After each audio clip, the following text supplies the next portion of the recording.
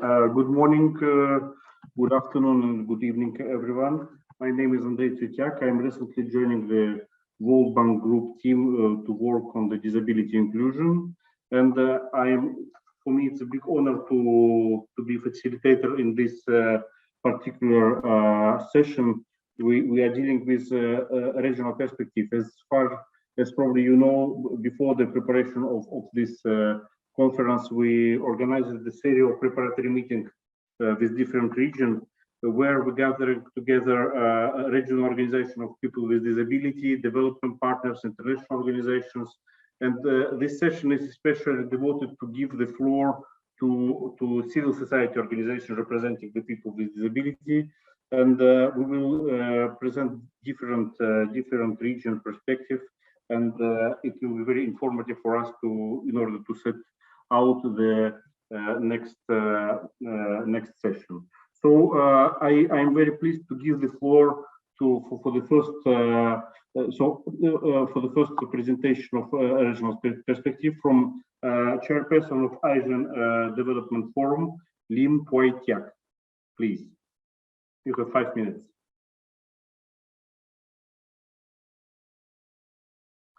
So probably we have a problem with connection of Lim Puay Tiak. Do we have Lim Puay Tiak, please? No. In this case, I will give the floor to the region of Asia Pacific, Setareki, Macanawai, please.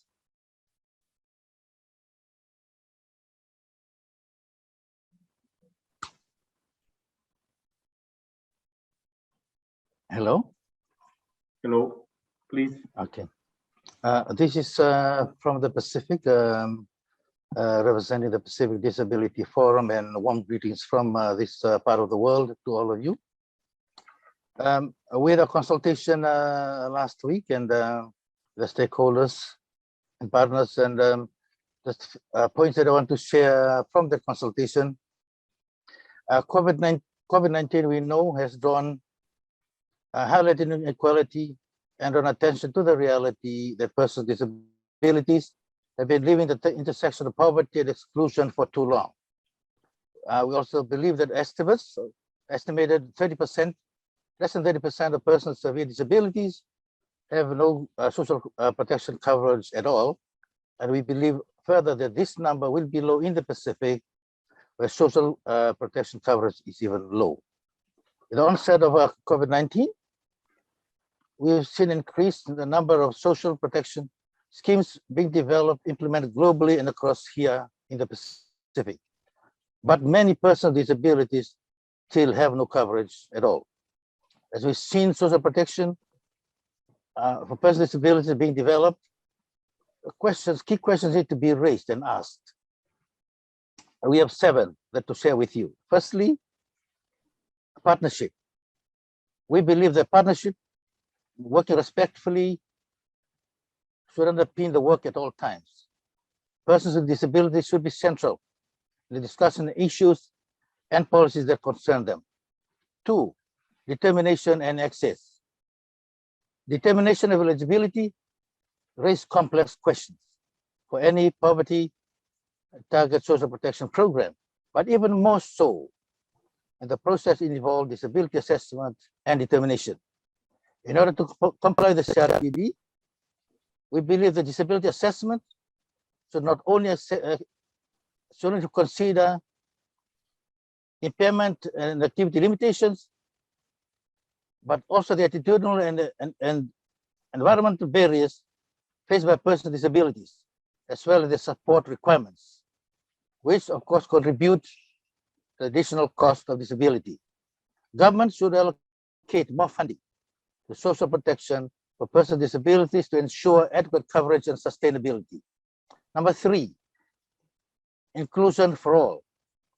Particular attention should be drawn to persons with the exclusion of more vulnerable groups like women with disabilities, persons with social and intellectual disabilities, and ensure that sound, accessible, and resource-driven redress mechanisms are in place and persons with disabilities are involved in the monitoring and evaluation and feedback groups are in place. Number 4, humanitarian program. This is key for us here in the Pacific. Humanitarian cash is life-saving, ensuring that persons with disabilities are reached, particularly those who are in need, and it's followed up with sound coordination, consultation, and involvement of OPDs. Coordination for effective humanitarian response needs should happen long before disaster hits and even afterwards. Plan, consult, act. Number 5, service and assistive technology. Emerging priorities such as aging population require additional care and support and better access technology, and the realization of their rights should be considered. Assistive technologies are essential for the full participation of persons with disabilities in society. The social effects enable them to participate fully in society. Number 6, the second last, livelihoods. Barriers to persons with disabilities. Taking part in livelihood programs should consider to address literacy and numeracy. Mentoring and participation in livelihood programs for more vulnerable. These are important questions that we need to be addressing and considering inclusive system protections in the future. Finally, number 7, information sharing and transparency. Sharing of key information about persons with disabilities, including governments, UN agencies, donors, and others, should ensure they're taking a partnership approach with OPDs. Government decisions on information that affect us should be communicated to us. In closing, inclusive social protection is an essential element to safeguarding the full, dignified lives of persons with disabilities, globally and here in the Pacific. So we can take an active part in the social and economic life of our communities where we belong. Still much needs to be done to realize this goal, and this message on the gaps, the barriers, and the opportunities of full inclusion of persons with disabilities in social protection and complementary services should all be considered for us to be effectively included. I thank you.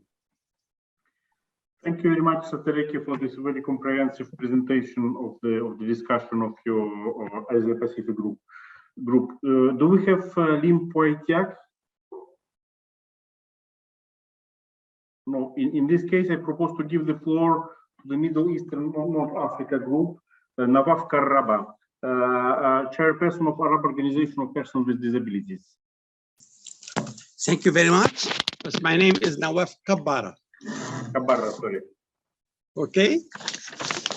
Well, the MENA region, Arab World Regional Conference on Social Protection discussed from the position of the OPDs, what are the barriers and problems facing them in terms of producing a comprehensive social protection system. And after discussion, they came out with 5 main recommendations. Six. The first one and the most important, to ensure a major shift in paradigm from the care and charity approach dominance in most Arab society and government to a right-based approach. Because it's only through right-based approach that the society will understand its obligation toward persons with disability and the social protection system at the right for persons with disability that is at least society owed to them.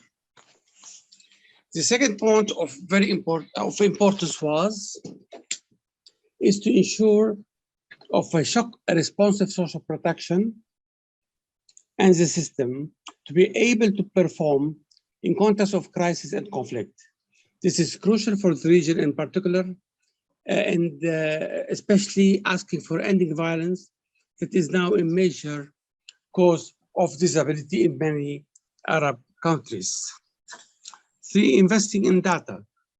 Important to improve data, statistic, disaggregation and classification. This is of vital importance to ensure a transparent social protection system. The fourth one is to ensure follow-up for the implementation of the 2021 Ministerial Forum Declaration on the future of social protection in the Arab region that articulate a strong commitment to realize the right to social protection that was developed. In pictures of this plan decade on people with disability 2022-2032 should focus on social protection in light of the critical role for inclusion. Number 5, take a holistic approach to social protection that is not limited to cash transfer only, but include access to services and concession as well as linkages to other sectors, access to employment, education, as needing across the life cycle. Then improve coordination to reduce the fragmentation and introduce a disability marker to track financing and gaps around support for people with disability. And finally, cross-cutting across these 6 key considerations are the importance of giving the due consideration of gender equality, as well as making sure that people with disability are involved in the planning and implementation of intervention. Thank you very much. Thank you very much, Nawaf. So now I would like to give the floor to the representative of our Africa region, Shitaye Astawes, who will be representing African Disability Forum, please.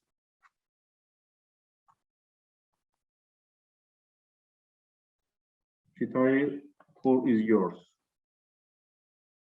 Thank you, Andrei. Thank you.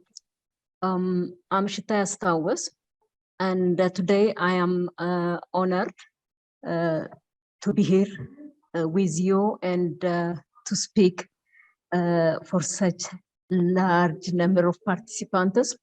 And I'm happy to convey the regional or the Africa region message on social protection, specifically inclusive social protection. The regional meeting for social protection commenced last Monday on 14th March 2022. And in that regional meeting, the regional meeting attended by development partners and also by ADF's member regional federations. And I will now present you what has been developed or crafted as a regional message on social protection.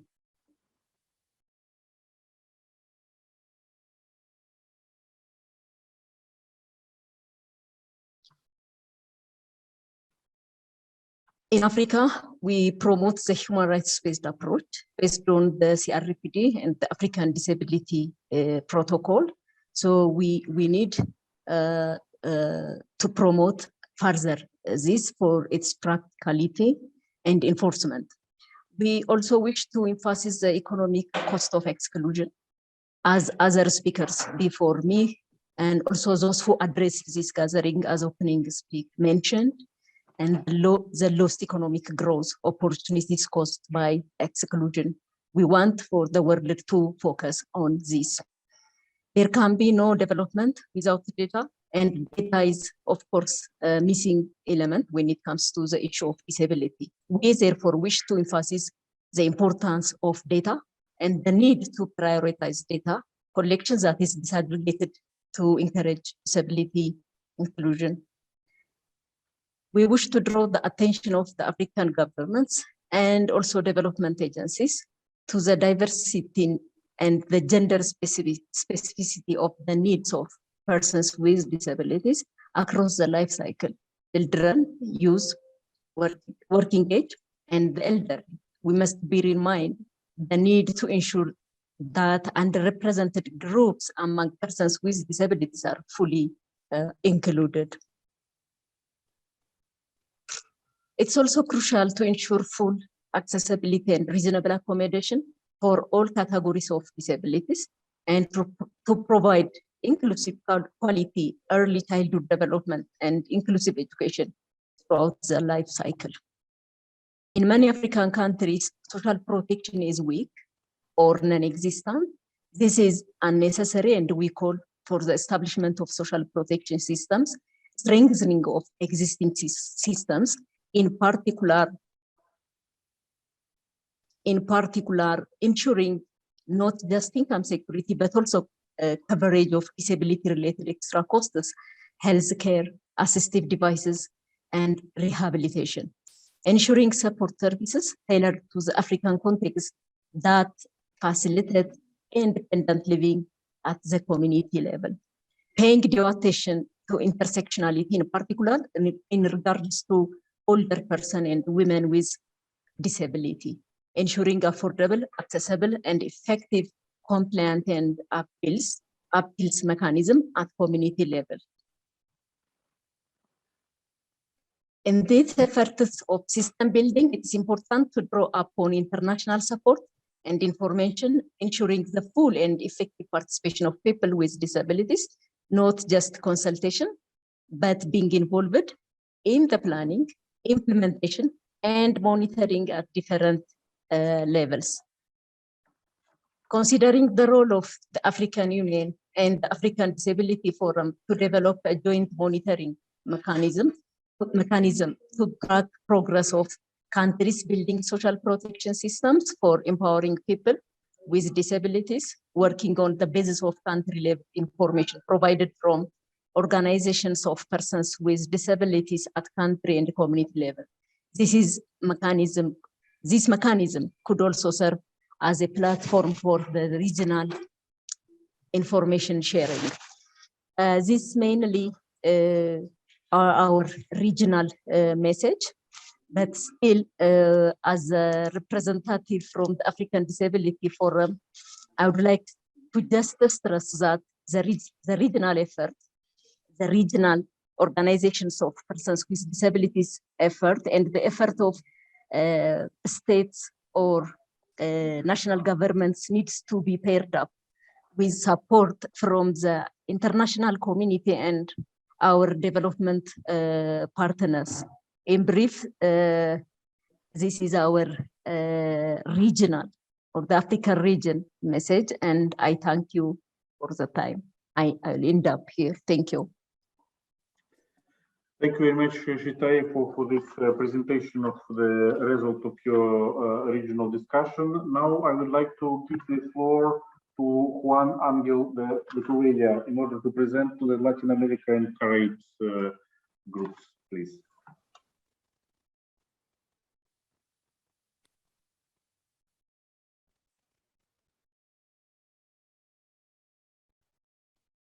Yeah. A ver. Sí, disculpen, buenos días. Un saludo para todos los hombres y mujeres presentes. Un saludo a todos los representantes del gobierno, a todas las agencias de la ONU, a todas las organizaciones de personas con discapacidad, a todos los miembros de la sociedad civil. Un saludo desde la América Latina para todos y del sur global. En este momento voy a empezar a hablar un poco de la situación de lo que es la protección social en América Latina. Nosotros consideramos que es urgente un cambio en el enfoque actual de la protección social en la mayoría de los países de nuestra América Latina y el Caribe, ya que este se centra en un modelo médico, caritativo y no en un modelo social de derechos humanos, en el que las personas con discapacidad sean sujetos de derecho y por tanto puedan acceder en igualdad de condiciones a todos los servicios. Hemos visto en estos gobiernos que están centrados en transferencias, en subsidios que no son la solución. Es una forma de resolver situación de pobreza, pero no de proveer inclusión para las personas con discapacidad. Asimismo, creemos que una de las principales dificultades para poder acceder a programas de protección social son los programas de certificación de la discapacidad, pues vemos que siguen siendo enfocados en un modelo médico de rehabilitación y no en identificar las barreras que enfrentan las personas con discapacidad. Por este motivo, al no haber programas de certificación que puedan tener un equipo interdisciplinario para delimitar interacción entre las deficiencias a largo plazo de las personas y las barreras del entorno, muchas personas no pueden acceder a los programas de protección. Los profesionales que forman parte de estos equipos no conocen conceptos de derechos humanos, no conocen la convención. Es decir, no están diseñados los programas de certificación basados en los derechos que están en la convención. Del mismo modo, la protección social, para que pueda ser inclusiva, debe tener en cuenta el ciclo de vida de las personas con discapacidad, infancia, juventud, adultos, adultos mayores, y esto puede garantizar la plena participación de estas personas, su derecho a la autonomía y a tener una vida independiente. Para ello, hay que considerar programas que pongan el acento en servicios de asistencia personal y en la provisión de dispositivos de asistencia, pero a costos razonables. Por ejemplo, en Ecuador hubo un avance en el año 2010 en cuanto a la seguridad social, ya que las personas afiliadas podían tener bajo relación de dependencia a través de algún seguro el pago para algún familiar. Y en algunos países de Latinoamérica y el Caribe hay otros avances, pero sabemos que ese es un camino que falta mucho por recorrer, por desarrollar. ¿Cuáles podríamos decir que son las lecciones aprendidas en la pandemia? Pues esto nos dio una gran oportunidad para promover la inclusión plena de las personas con discapacidad, porque se pudo combinar de alguna forma el componente virtual, el componente presencial y generar nuevas políticas de inclusión educativas, de empleo, que contribuyan al no confinamiento de las personas con discapacidad, que las personas con discapacidad puedan tener oportunidades de desenvolverse en estos ámbitos virtuales o presenciales. Por ejemplo, la capacidad tecnológica también fue un problema que vimos en este momento y pues debemos proveer servicios de mejoramiento técnico para las personas con discapacidad.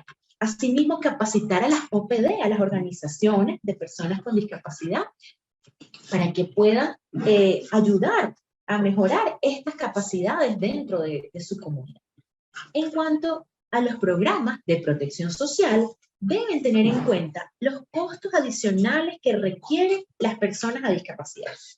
Por ejemplo, costos de adquisición y mantenimiento de dispositivos de apoyo, costos de servicios de asistencia personal, todo esto con el fin de que se pueda garantizar el derecho a la vida independiente. Muchas personas con discapacidad requieren de sistemas de protección accesibles e inclusivos para poder formar parte de la comunidad y poder garantizar su desarrollo independiente y autónomo.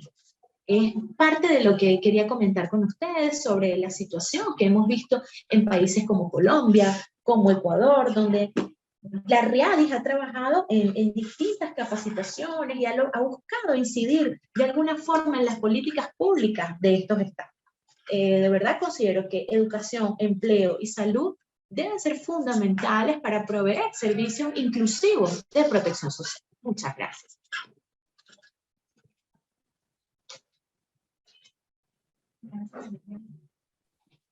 Thank you very much, Juan. Thank you for this very important point developed from the point of view of Latin America.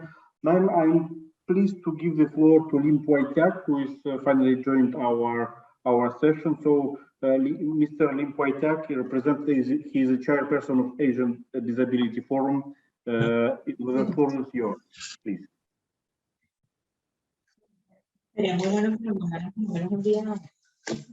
Good evening, ladies and gentlemen. Thank you so much for joining us in this session. I'm very pleased to represent the ASEAN Disability Forum to share our findings and our recommendations. And we had a very interesting discussion yesterday with about 30 participants from the international development organizations, UN agencies, and OPDs in the Southeast and South Asian countries. And we were very happy that at the beginning of the session, we had representatives from ADB, IDA, and even our colleagues from the ASEAN Disability Forum preparing and presenting the key findings on the social protection indicators, as well as key ILO figures, key findings of our 2020 IDA supported report on social protection response for persons with disabilities in South Asia, as well as the finding of our ASEAN Disability Forum recommendations that was held about 15 months ago in December 2020. The key points of our discussion basically can be summarized in 5 key points, and there was very lively and interactive discussions from all the participants, and we felt that this can be all distilled into 5 very, very important key points. Can you hear me?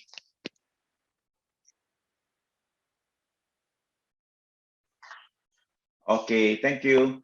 The 5 key points that we want to share and distill from our discussions yesterday was that there should be a database of persons with disabilities related to the identification of people with disabilities, civil registration, and access to social protection schemes. So this came out very strongly because many of our participants felt that there was a lack of information on the number of persons with disabilities, not only on a national basis, but even on a locality basis, so that better social protection planning can be enabled.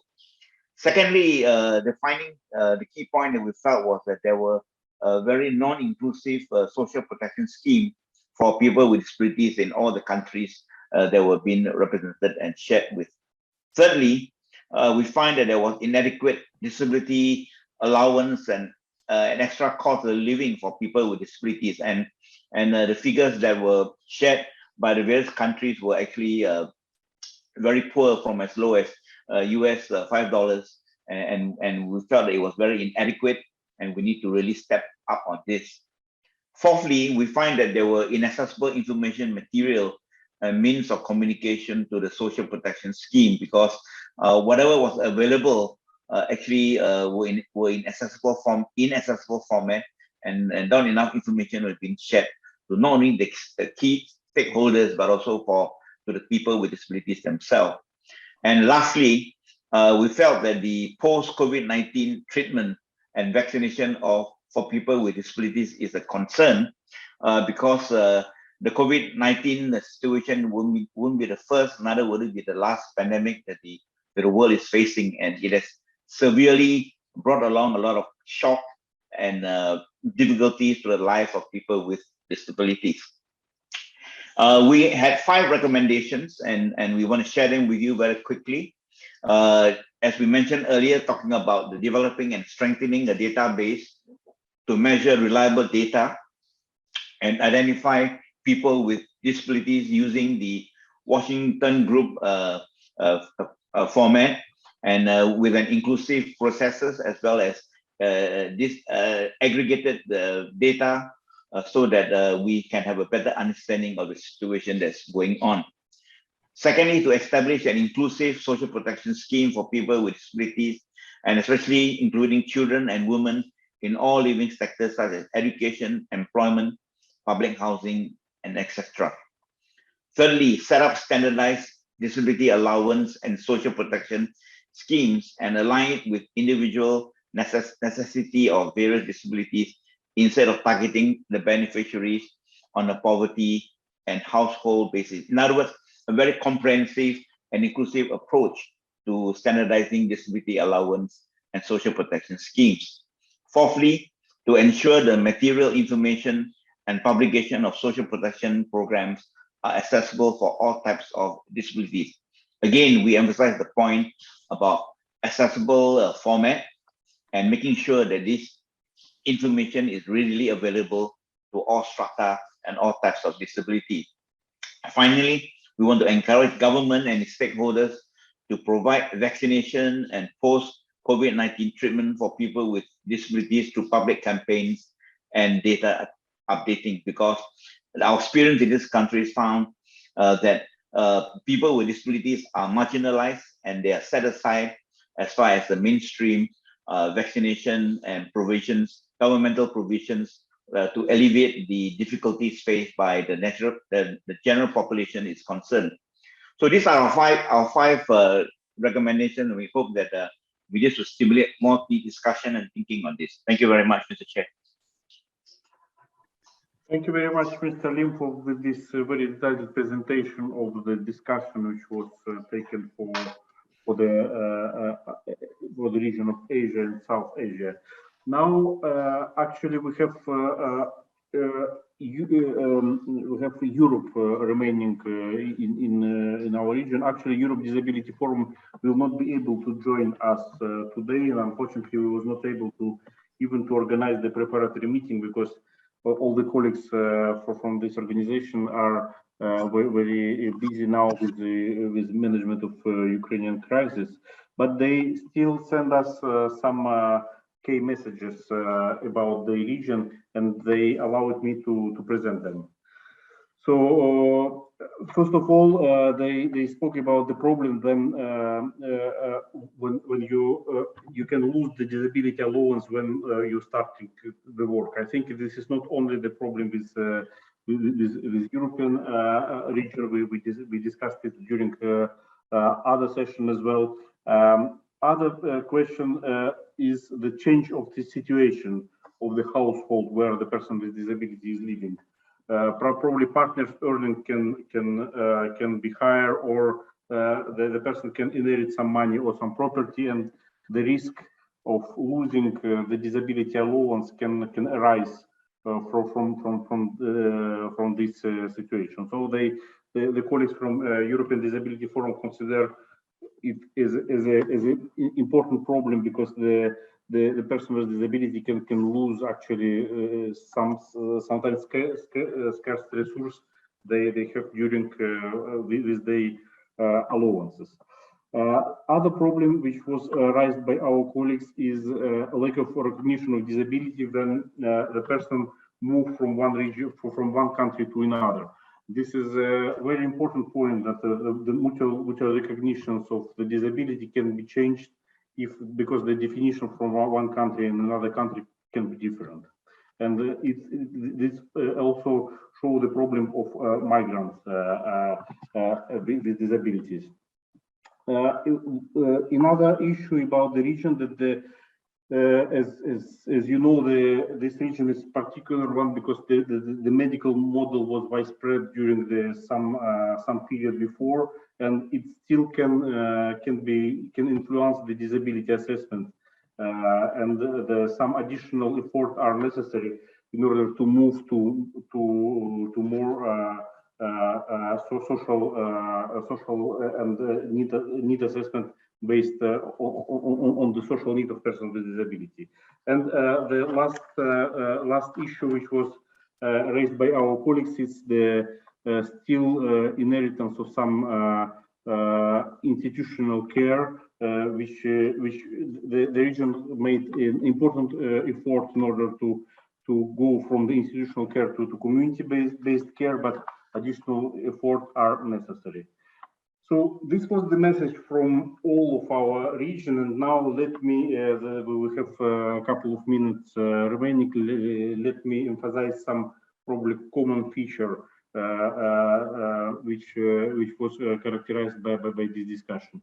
We can see that all the regions are very different, very specific.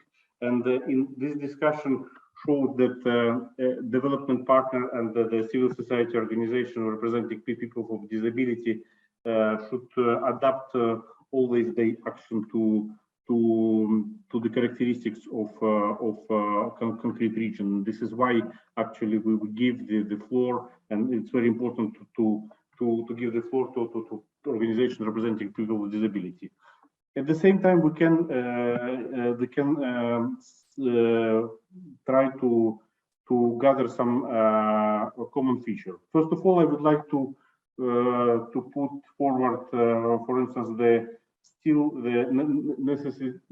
needs for further effort in order to come from the charity paradigm to right-based approach. We can see it from in the different regions. The organization representing the people with disability are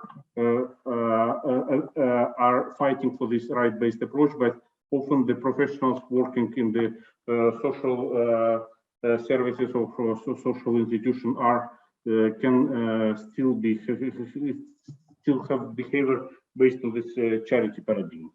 So the second point, I think, which was actually presented by all of our colleagues, it's the comparison between the economic cost of exclusion and the cost and the coverage of the extra cost related to disability.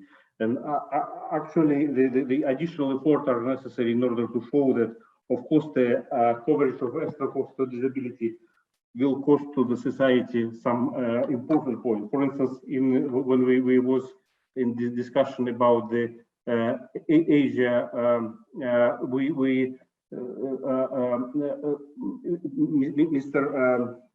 Mr. Lim presented some key figures, and we can see that as probably in Asia, social protection share of spending on social protection represent 4% of GDP, and but only 18% of this sum are devoted to people with disability.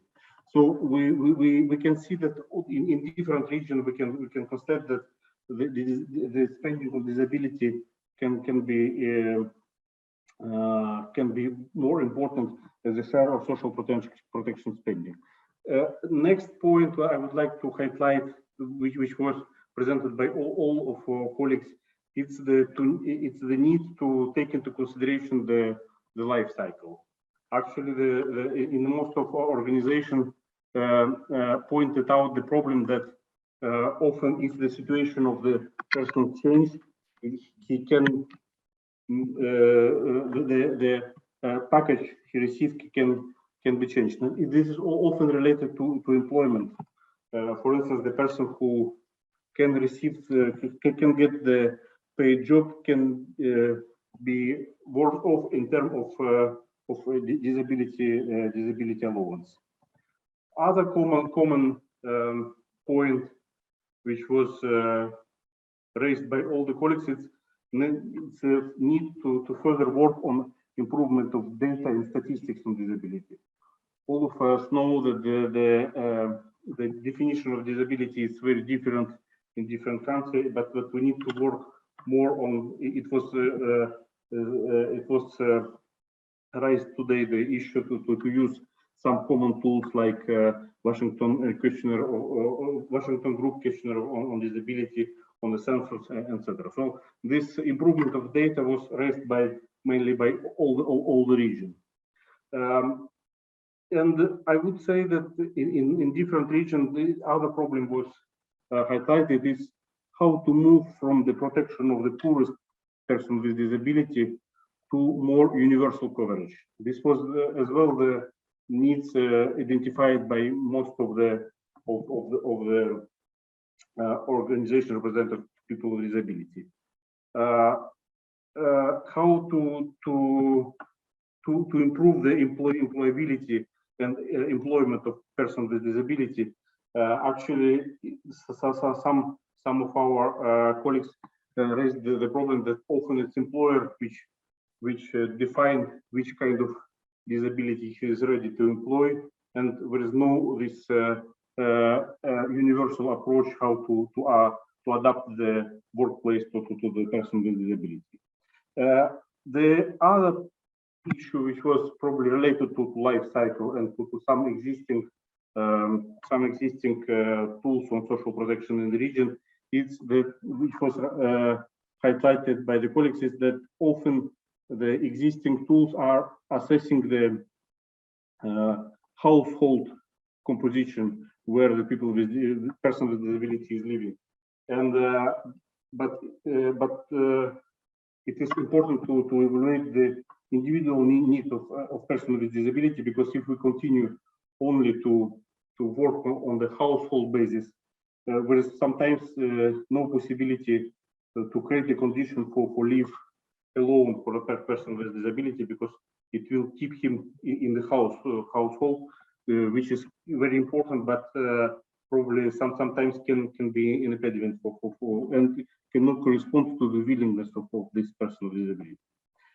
The other common point is working in this deinstitutionalization, where the institutions are important.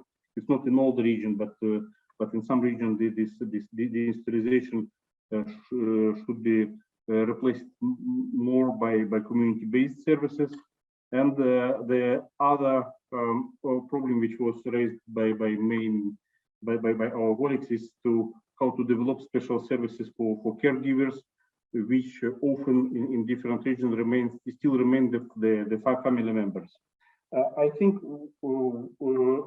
two specific probably issue which was arising with regard of present situation. First of all, this is the need to develop specific measure in terms of COVID, and I have seen that Alex shared with you the recent report which presents how different countries deal with adaptation of the social protection measure during COVID pandemics. Everybody accepts this will not be the probably last pandemics, and in any case we need to develop shock responsive social protection system inclusive for persons with disability, but because not only pandemics can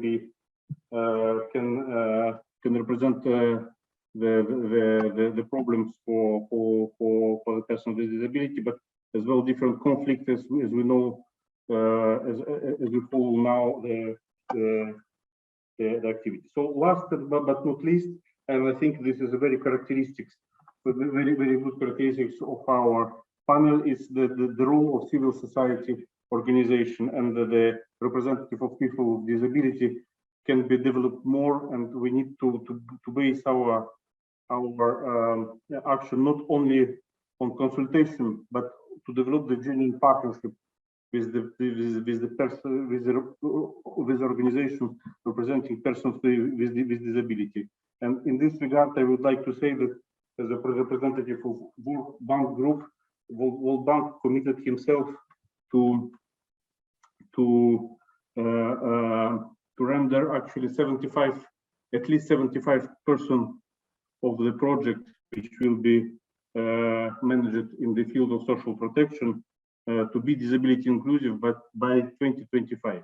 So I would like to finish on this point, and I would like to thank all of the organizations of representative people with disability for this very fruitful discussion, and Felicity, the floor is yours.